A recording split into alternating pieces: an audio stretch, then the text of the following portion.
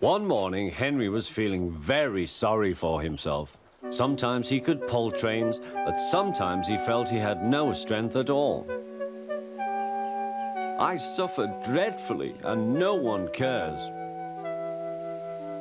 Rubbish, Henry, snorted James.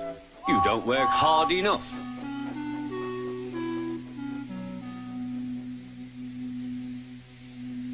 Sir Topham Hatt spoke to him too. What's wrong with you, Henry? You have had lots of new parts and new paint too, but they've done you no good. If we can't make you better, we must get another engine instead of you to do the work. This made Henry, his driver, and his fireman very sad. Sir Topham Hatt was waiting when Henry came to the platform. He had taken off his hat and coat and put on overalls. Henry managed to start, but his fireman was not satisfied. Henry is a bad steamer, he said to Sir Topham Hatt. I build up his fire, but it doesn't give enough heat.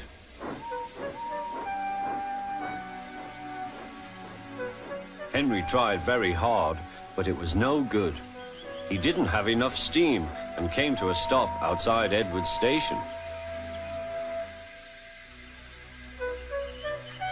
Oh dear, thought Henry, I shall have to go away. Oh dear, oh dear.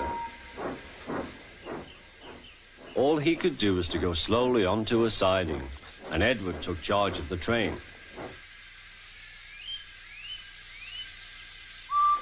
Sir Topham Hatt and the fireman went on discussing Henry's troubles. What do you think is wrong, fireman? Asked Sir Topham Hatt.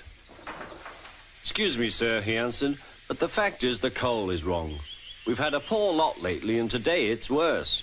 The other engines can manage, they have big fireboxes. Henry's is small and can't make the heat. With Welsh coal, he'd be a different engine. It's expensive, said Sir Topham Hatt, but Henry must have a fair chance. James shall go and fetch some.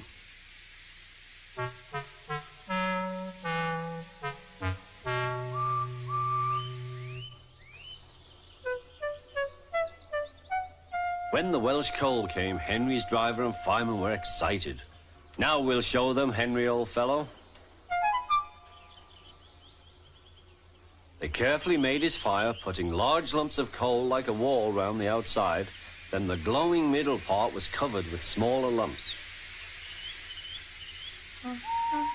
You're spoiling my fire, complained Henry. Wait and see, said the fireman. We'll have a roaring fire, just when we want it. The fireman was right. When Henry reached the platform, the water was boiling nicely, and he had to let off steam. How are you, Henry? Beep, beep, whistled Henry. I feel fine. Have you a good fire, driver? Never better, sir, and plenty of steam. No record breaking, warned Sir Topham Hatt. Don't push him too hard. Henry won't need pushing, sir. I'll have to hold him back.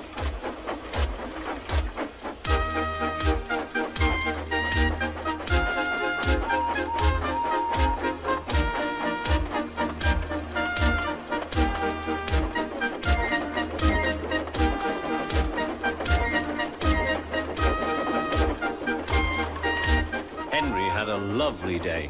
He had never felt so well in his life.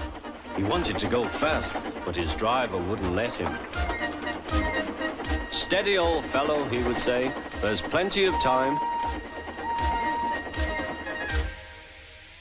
They arrived early at the station. Thomas puffed in. Where have you been, lazybones? Asked Henry. Oh, I can't wait for dawdling tank engines like you. Goodbye.